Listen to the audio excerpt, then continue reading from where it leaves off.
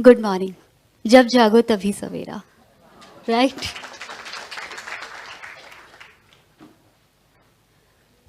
I hope आप लोगों को पता होगा कि मैं कहाँ से बिलोंग करती हूँ। मोस्टली लोगों को लगता है कि मैं मुंबई से हूँ, पर मैं मुंबई से नहीं हूँ, मैं दिल्ली से हूँ। 2005 में मेरे ऊपर एसिड अटैक हुआ था। 2005 में मैं 15 इयर्स की थी। अभी मैं कितने इयर्स की होंगी वैसे आप लोगों के हिसाब से? कितने इयर्स की होंगी? 29, 30। उस वक्त में मैं 15 साल की थी। तो एक लड़का था जो 32 इयर्स का था, और उस लड़के को मैं बहुत अच्छे से जानती थी, 2.5 साल से जानती थी। उसकी सिस्टर्स मेरी बहुत अच्छी दोस्त थी। तो उस वक्त में 2005 में मेरे पेरेंट्स ने मुझसे पूछा कि लक्ष्मी, तुम क्या करना चाहती हो अपनी लाइफ में, क्या बनना चाहती हो? तो मैंने कहा कि मुझे सिंगर बनना है। तो मिडिल क्लास फैमिली में आज तो मतलब 21st सेंचुरी में इतना सब कुछ चेंज हो रहा है, पर 2005 में मैं अब देखती हूँ 2005 को तो ऐसा लगता है कि मैं कितनी ओल्ड थी। उस वक्त में मेरे पेरेंट्स ने बोला नहीं, कुछ और करो, आगे कुछ और सोचो। तो मैंने कहा ठीक है। तो उस वक्त में मेरे स्कूल की 2 महीने की छुट्टियां पड़ने वाली थी। तो मुझे ऐसा लगा कि पेरेंट्स तो ऐसे मानेंगे नहीं। तो इंडियन आइडल आता था, सारेगामापा आता था, रियलिटी शोज आते थे। तो अब हम रियलिटी शो देखते हैं तो हमें भी एकदम ऐसा लगता है कि जो उसमें हो रहा है हम कुछ ऐसा करेंगे तभी पेरेंट्स को लगेगा कि हाँ ये कुछ कर सकते हैं। तो उस वक्त में मुझे ऐसा लगा कि ऐसा मैं क्या करूं जो पेरेंट्स हाँ बोल दें, लेकिन वो हाँ बोलने के लिए तैयार नहीं थे। तो उस वक्त में मैंने अपने पेरेंट्स को कहा कि मेरे स्कूल की छुट्टियां पड़ने वाली हैं 2 महीने की, तो मुझे जॉब करनी है। तो उन्होंने कहा नहीं। तो मैंने कहा कब तक? ऐसा वक्त आएगा कि मेरे को आप ही के साथ चलना पड़ेगा, मुझे कभी तो बाहर अकेले भी निकलना पड़ेगा। तो उन्होंने कहा कि ठीक है, कहीं ज़्यादा दूर नहीं, खान मार्केट। तो मैं किसी बुक शॉप पे जॉब करने लगी। एक्चुअल में बुक शॉप में जॉब करना, मेरा मेन मकसद जॉब करना था ही नहीं। मेरा मेन मकसद यही था मैं किसी सिंगिंग क्लास को ज्वाइन करूं, सिंगिंग सीखूं और किसी रियलिटी शो में पार्टिसिपेट करूं। तो उस वक्त में उस लड़के ने मुझे 19 अप्रैल को एक मैसेज किया कि मैं तुमसे प्यार करता हूँ और शादी करना चाहता हूँ। मैंने उसको कोई रिस्पॉन्ड नहीं किया। अगेन उस लड़के का मैसेज आया कि मुझे अभी और इसी वक्त जवाब चाहिए। मैंने उनको कोई रिस्पॉन्ड नहीं किया। देन नेक्स्ट डे उन्होंने मुझे फ़ोन किया और कहा कि तुम तो कुछ करना चाहती हो, आगे बढ़ना चाहती हो, अपने पेरेंट्स का नाम रोशन करना चाहती हो। मैंने कहा हाँ। तो उन्होंने कहा चलो ठीक है, ओके। फ़ोन कट कर दिया। देन 22 अप्रैल को मैं एवरी डे की ही तरह जा रही थी। उस दिन वो मुझे लगातार फॉलो कर रहे थे। तो जब मैं आगे बढ़ी तो उनके छोटे भाई की गर्लफ्रेंड भी उनके साथ थी। तो एक थैला था, उस थैले के अंदर पॉलीथीन के अंदर एक बियर की बॉटल थी और एक ग्लास था। तो जब मैं वहाँ से जा रही थी तो वो लेडी मुझे घूर घूर के देख रही थी। तो मैंने कहा लड़के तो देखते ही देखते आजकल लड़कियां भी घूर घूर के देखने लगी है। तो मैं जैसे ही आगे बढ़ी और मैंने उनको देखा ही था, अगेन मैंने उनको देखा। और मॉर्निंग का टाइम था, 10:45 का टाइम था। तो मैं जैसे ही मेट्रो स्टेशन, आज मेट्रो स्टेशन है, 2005 में बस स्टैंड हुआ करता था वहाँ पे, आज के अकॉर्डिंग ज़्यादा वहाँ पे भीड़ हुआ करती थी। तो जैसे ही आगे बढ़ी वो लोग अचानक से आए। उस लेडी ने मेरे फेस पे हाथ रखा, मुझे ज़मीन पे धक्का मारा और गिलास में एसिड था मेरे फेस पे डाल दिया। उसी वक्त में मैं बेहोश हो गई। और उसके बाद जब होश में आई तो मुझे ऐसा लग रहा था किसी ने मुझे ज़िंदा आग लगा दिया हो। और वहीं पे मेरा 3 बार कार एक्सीडेंट हुआ, किसी ने कोई हेल्प नहीं की। देन कुछ समय के बाद एक अंकल, अरुण सिंह अंकल थे, उन्होंने दूर से ये सारा हादसा देखा। वो आए और उन्होंने 2 लीटर कोक की बॉटल थी, उसमें आधा पानी था, वो उन्होंने मेरे फेस पे डाला तो वो सीधे गिर के मेरे गले के पास आया और मेरे गले के पास जल गया। पीसीआर बुलाई गई। तो जैसे ही मैं पीसीआर में बैठ के जा रही थी तो मेरे दोनों हाथ ऐसे बाहर की तरफ थे, और जैसे पॉलीथीन को जलाया जाता है ना, अब वो मेल्ट होती है, ऐसी मेरी स्किन मेल्ट हो रही थी फेस से, हाथ से। और बहुत स्मेल आ रही थी मुझे खुद से, और मुझे समझ नहीं आ रहा था कि ये मेरे साथ क्या हुआ है। बहुत भारी पत्थर मेरे सर पे किसी ने रख दिया है, बहुत बहुत हैवी था। तो मैं जैसे ही हॉस्पिटल पहुंची, हॉस्पिटल पहुंचते ही मैं बेहोश हो गई। उसके बाद अंदर 20 बाल्टी मेरे ऊपर पानी डाला गया। और उसके बाद जैसे ही मेरे पेरेंट्स आए, मेरे पापा ने मुझे जैसे ही गले से लगाया तो उनकी पूरी शर्ट जल गई। और उसके बाद मैं गवर्नमेंट हॉस्पिटल में थी, वहाँ पे मुझे रखा गया, 2.5 महीने रखा गया। उस 2.5 महीने में मेरी आंखों को होशो आवाज़ में सिला जाता था।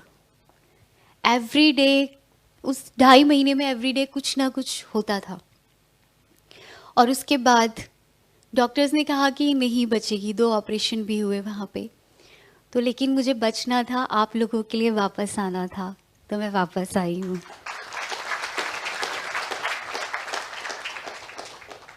वहाँ पे फिर 2.5 महीने के बाद जैसे ही मैं हॉस्पिटल से घर आई तो मेरे घर से फ्रेम, शीशे सब कुछ हटा दिए गए थे। मुझे नहीं पता था कि मेरे साथ हुआ क्या है। मैं बहुत फिल्मी टाइप की लड़की थी, बहुत फिल्मी दुनिया में रहती थी। तो उस वक्त में ना सबसे ज़्यादा फिल्म चल रही थी खून भरी मांग। और उसमें क्या दिखाया जा रहा था, क्या दिखाया जाता है, तो हम फिल्मों को हम ऐसा देखते हैं कि हाँ ऐसा होता है। तो अभी भी बहुत सारे लोग मुझे कहते हैं सर्जरी करा लो, बहुत अच्छी हो जाओगी, प्लास्टिक सर्जरी करा लो। तो ये हमें पता है कि एक एक सर्जरी कितनी पेनफुल होती है। और ये 7 सर्जरीज के बाद ये फेस सामने आया है, वरना एक एक लड़की के 80-80, 90-90 ऑपरेशंस होते हैं जिसकी कोई लिमिट नहीं होती है। हम पेंटिंग करते हैं और अचानक से वो फैल जाता है, ऐसे ही फेस का नक्शा बिगड़ जाता है। तो उस वक्त में मुझे बस ऐसा लग रहा था, मेरे तो 2 ऑपरेशन हुए हैं, तो मेरी नाक में एक निशान था जैसे चांद में निशान है। तो मेरे को ऐसा लगा कि अब तो वो निशान भी चला गया होगा, अब तो मैं और सुंदर दिख रही होंगी।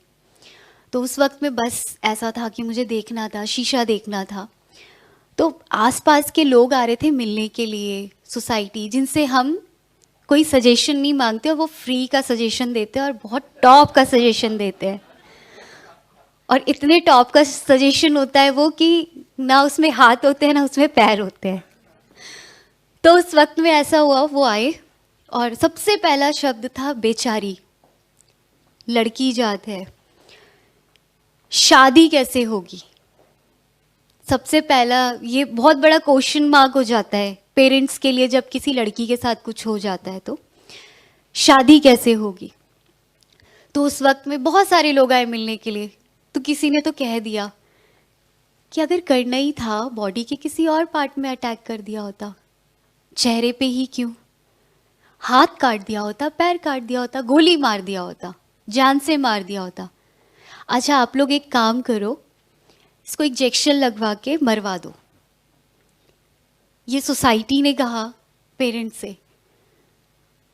उस वक्त में मेरे पेरेंट्स ने ये सारी बातें सुनी, पर सबसे ज़्यादा सपोर्ट मेरे पेरेंट्स का रहा उस वक्त में।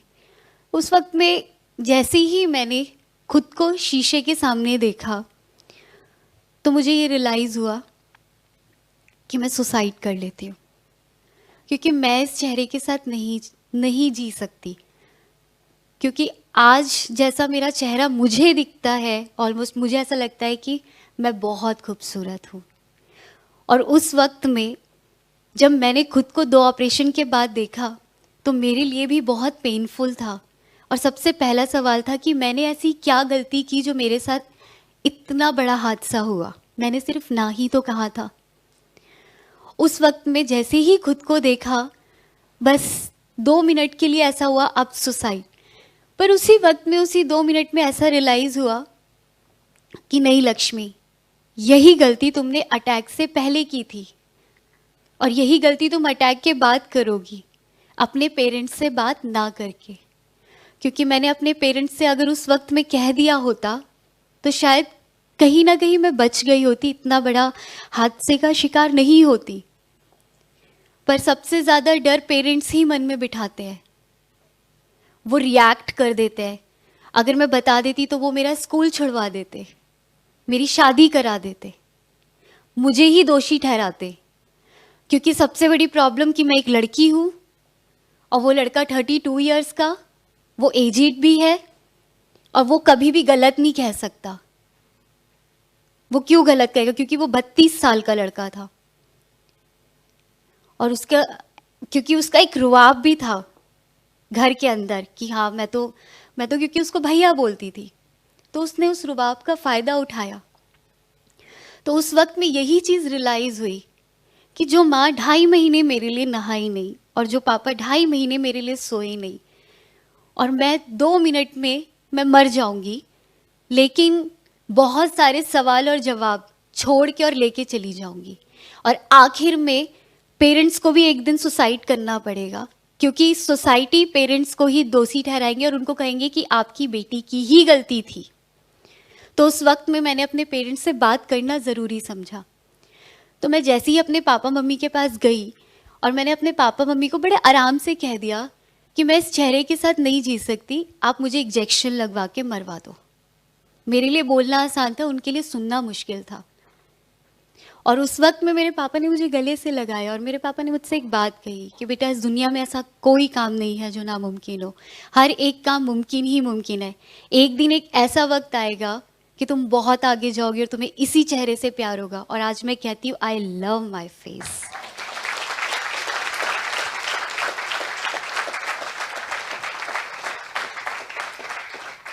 आज मैं ये भी कहती हूँ, बहुत सारे लोग मुझे कहते हैं कि लक्ष्मी तुम ऑपरेशन करा लो अभी भी, क्योंकि 2009 में मेरा बहुत सीरियस ऑपरेशन हुआ था और मेरा 1% बचने के चांसेस थे। मैं 4 डेज तक वेंटिलेटर पे थी, बहुत डिफरेंट सर्जरी मेरी हुई थी।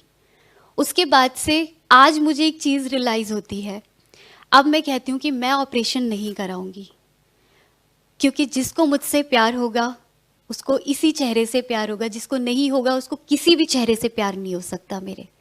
तो मुझे ऐसे ही रहना है और मैं किसी के लिए ये दर्द नहीं झेलूंगी आगे। उसके बाद बहुत सारी चीज़ें लाइफ में हुई। 2006 में एक PIL डाला सुप्रीम कोर्ट में एसिड को बैन करने के लिए। जब ऋषिकेश में अंडा बैन हो सकता है तो एसिड बैन नहीं हो सकता है क्या? वो तो खाने की चीज़ है, वो क्या प्रॉब्लम कर रही है? पर नहीं, क्योंकि वहाँ पे वो देवभूमि है, वहाँ पे नहीं होगा। लेकिन क्या एक इंसान इंसान नहीं है? हर दिन एवरी डे अगर आप देखेंगे, एवरी डे लड़कियों को तेज़ाब से नहलाया जाता है। इस साल भी कई एसिड अटैक हुए हैं। क्यों? इसका रीज़न क्या है? क्या लगता है कि लोगों के दिमाग में एसिड कहाँ से आता होगा? क्यों वो एसिड अटैक करते होंगे? क्या वजह होगी? उस लड़के ने क्या सोच के मेरे ऊपर एसिड डाला होगा? आप में से कोई बता सकता है क्या? सॉरी, आप भी तो इसी सोसाइटी से है ना, जिस सोसाइटी से मैं हूं, और वो क्रिमिनल था। क्या हो सकता है?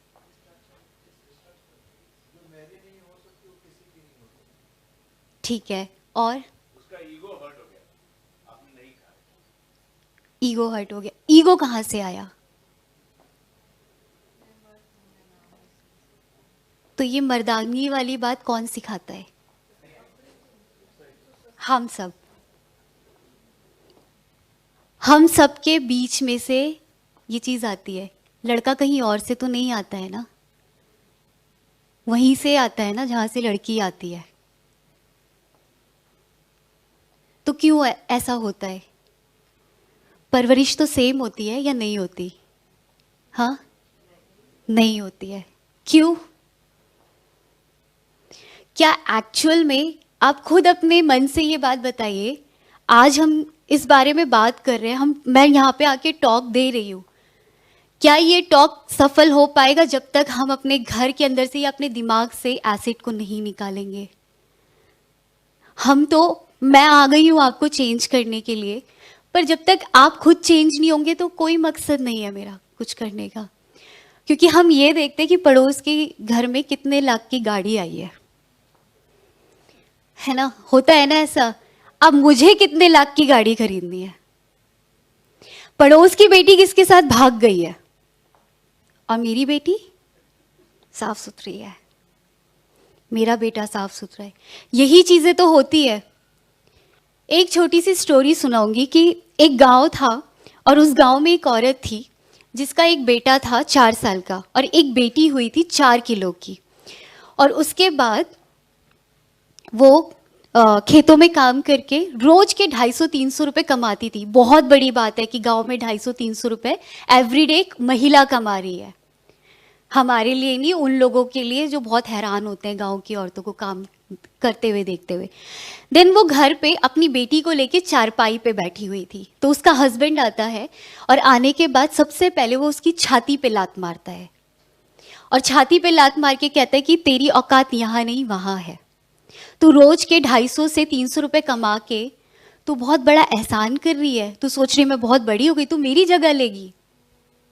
और वहीं पे वो 4 साल का बेटा देख रहा होता है और उस वक्त में कुछ ही समय के बाद वो चला जाता है और ये कह के जाता है कि कल से तू इस नौकरी में नहीं जाएगी, तूने इस लड़की को जन्म देके बहुत बड़ा काम नहीं किया है। उसके जाते ही बेटा भी बाहर निकलता है, 4 साल का बेटा, और वो एकदम से कहता है तूने सुन लिया, कल से तू इस नौकरी में नहीं जाएगी। तो लड़का सोचता है कि औरत बनी है मार खाने के लिए और लड़की सोचती है कि औरत बनी है पिटने के लिए। तो ये कहाँ से आता है? हमारे ही बीच में से आता है और ये बचपन से आता है। अभी कुछ दिन पहले की बात है, मैं मुंबई आ रही थी। एक छोटी सी लड़की थी 6 से 7 साल की और उसके पेरेंट कितने यंग होंगे, 6-7 साल के बच्चे का। उसकी मदर कहती है, वो कुछ अपनी मदर को कहती है, तो उसकी मदर चीख के उससे कहती है कि मैं तुम्हारी माँ हूं, तुम्हारी दोस्त नहीं हूं, मुझसे ऐसे बात मत करो। तो ये जो बचपन से बच्चों के मन में जो डर, ईगो, ये जो सिस्टम में आ रहा है, वो तेजाब बन रहा है। मेरा एक सवाल आप लोगों से कि कितने यहाँ पे जितनी भी औरतें हैं, जितनी भी लड़कियां हैं, किस किस को रिस्पेक्ट चाहिए? सबको। और मेंस क्या कहते हैं, देना चाहिए? आवाज नहीं आ रही है। 100%। पर मुझे नहीं चाहिए। क्यों नहीं चाहिए होगा मुझे? क्योंकि मुझे मेरी सोसाइटी में इक्वालिटी चाहिए, रिस्पेक्ट ऑटोमेटिकली मिल जाएगा।